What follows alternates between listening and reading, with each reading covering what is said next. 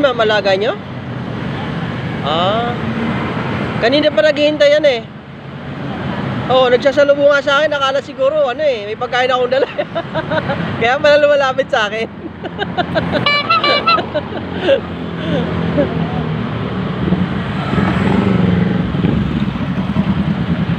Yung pala naghihintay.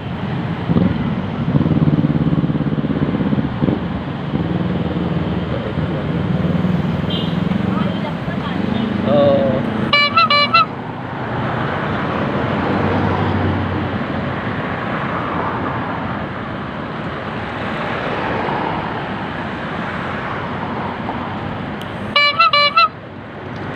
Kala ko amo kanila eh.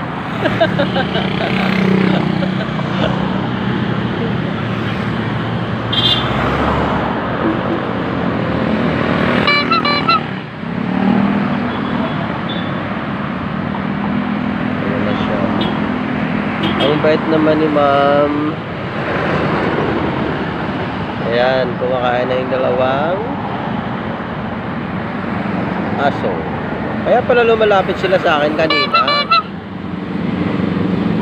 Akala nila ako yung dumadaan na namimigay ng pagkain. Wala naman akong dala. Yung pala, ayun si ate oh. Siguro tuwing ganitong oras dumadaan siya dito para bigyan lang ng pagkain yung mga aso. Salute sa iyo ate. Sana marami pang blessing na dumating sa iyo. Yeah. Kaya mga hayop talaga kailangan din bigyan ng pansin. Huwag nating aabusuhin. Yan. Yan oh, kain sila ng kain. Sarap na sarap sila oh. Yung isa ang bilis maubos oh.